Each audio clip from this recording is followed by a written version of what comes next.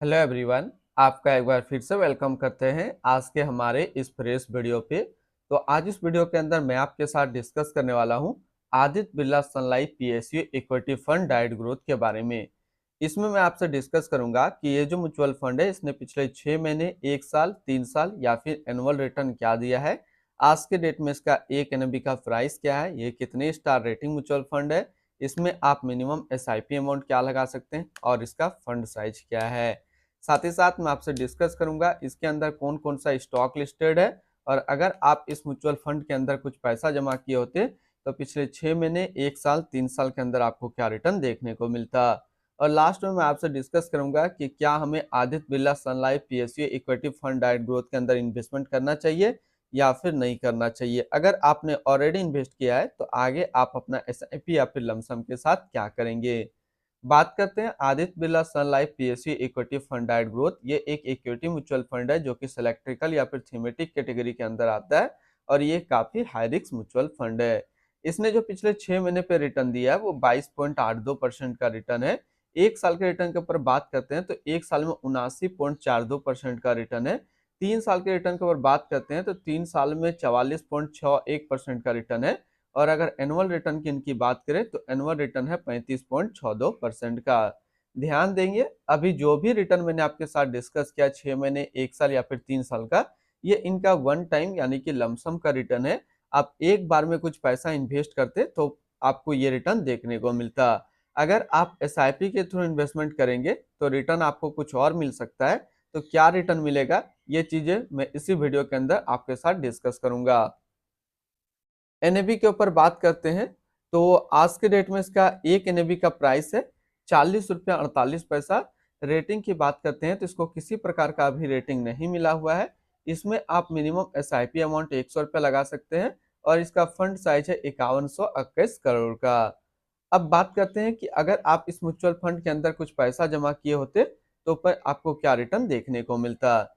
इससे पहले अगर आपने अभी तक अपना इन्वेस्टमेंट स्टार्ट नहीं किया है और स्टार्ट करना चाहते हैं तो इस वीडियो के डिस्क्रिप्शन में मैंने अपना डीमेट अकाउंट का रेफरल लिंक दिया है। अगर आप मेरे रेफरल लिंक से ज्वाइन करेंगे तो आपको कुछ रिवार्ड्स देखने को मिलेगा, और आपको अकाउंट ओपनिंग या फिर अकाउंट मेंटेनेंस का कोई भी चार्ज नहीं देना होगा। अगर आप मेरे रेफरल लिंक से ज्वाइन करेंगे तो आगे चल करके अगर आपको म्यूचुअल फंड में कोई दिक्कत आएगा तो काफी हद तक मैं उसका सॉर्ट आउट करने की कोशिश करूंगा। अब बात करते हैं कि अगर आप इस म्यूचुअल फंड के अंदर 5,000 रुपया पर मंथ जमा किए होते तो 6 महीने में आपका पैसा जमा होता 30,000, आपको मिलता 32,488 रुपया। यानी कि 6 महीने पे एसआईपी पे आपको 8% के आसपास रिटर्न देखने को मिलता।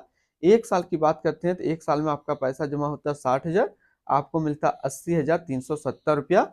यानी कि 1 साल में एसआईपी के थ्रू करीब आपको 34% के आसपास रिटर्न देखने को मिलता। और बात करें 3 साल में तो 3 साल में आपका पैसा जमा होता 1,80,000, आपको मिलता 3,75,985 रुपया। यानी कि 3 साल में एसआईपी के थ्रू करीब आपको 108% का रिटर्न देखने को मिल सकता है। अब बात करते हैं कि अगर आप इस म्यूचुअल फंड में एक बार में 1 लाख रुपया जमा किए होते तो 6 महीने पे आपका 1 लाख रुपया 1,10,824 रुपया होता। 1 साल में आपका 1 लाख रुपया 1,79,420 रुपया होता। और 3 साल में आपका 1 लाख रुपया 3,02,409 रुपया होता। होल्डिंग की अगर बात करें तो इसके अंदर जो टोटल स्टॉक लिस्टेड है वो टोटल 43 स्टॉक लिस्टेड है। अगर हम इसमें टॉप 10 है उसके सेक्टर वाइज डिस्कस करते हैं तो पहला नाम आता है State Bank of India financial क्षेत्र, NTPC limited energy, oil and natural gas corporation limited energy, power grid corporation of India limited energy, Bank of Baroda financial, Coal India limited energy, GAIL India limited energy, Bharat electronic limited capital goods, Bank of India financial, NMDC limited metal and mining के क्षेत्र में है। अगर इसकी holding analysis को हम लोग देखें तो इक्विटी पे है 92.9%, कैश पे है 7.1%। इस इक्विटी को अगर सेक्टर वाइज देखते हैं तो फाइनेंशियल एनर्जी पे है 40.9, फाइनेंशियल पे 29.1, कैपिटल गुड्स पे 13.7, अदर्स पे 10.4 और मेटल एंड माइनिंग पे है 5.9%। यानी कि अगर आप Aditya Birla Sun Life PSU equity fund के अंदर पैसा आप इन्वेस्ट करेंगे तो इन सभी कैटेगरी पे आपका पैसा डिस्ट्रीब्यूट होकर के लगेगा। इसके एडवांस रेशियो की अगर बात करते हैं तो इसका प्राइस टू अर्निंग रेशियो 12.67 और पीवी रेशियो 2.02। अगर आप इस म्यूचुअल फंड के अंदर अपना पैसा इन्वेस्ट करेंगे तो फिर मिनिमम लमसम आपको 500 रुपया का करना होगा, और अगर आप एसआईपी के थ्रू इन्वेस्टमेंट करेंगे तो आप 100 रुपया से आप स्टार्ट कर सकते हैं अपना इन्वेस्टमेंट।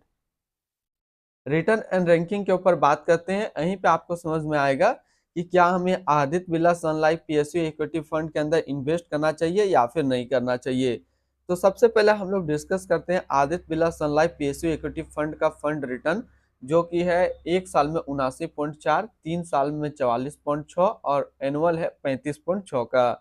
वहीं पे इस कैटेगरी का जो एवरेज रिटर्न होता है, यानी कि इक्विटी सिलेक्ट्रिकल या फिर थीमेटिक कैटेगरी का, 1 साल में 94.5, 3 साल में 45.8।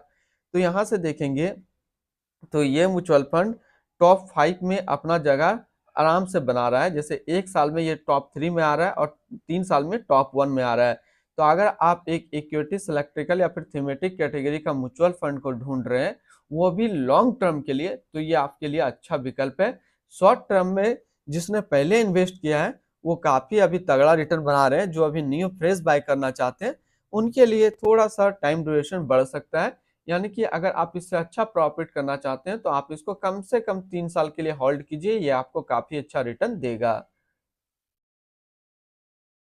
अब हम लोग बात करते हैं इसकी एक्सपेंस रेशियो का।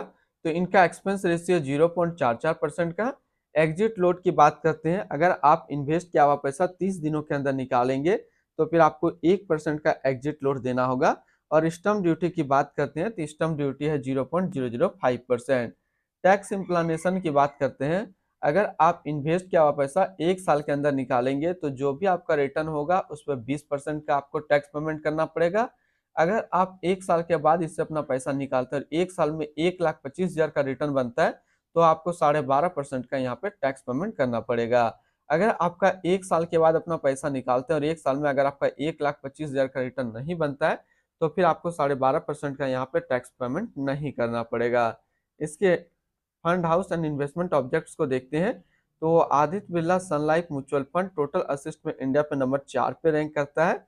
इसका टोटल असिस्ट अंडर मैनेजमेंट है 3,59,537 करोड़ का। बात करते हैं Aditya Birla Sun Life PSU equity fund direct growth. ये एक इक्विटी म्यूचुअल फंड है जो कि लॉन्च किया गया Aditya Birla Sun Life mutual fund की तरफ से। महेश पाटिल अभी इस फंड का करंट फंड मैनेजर है।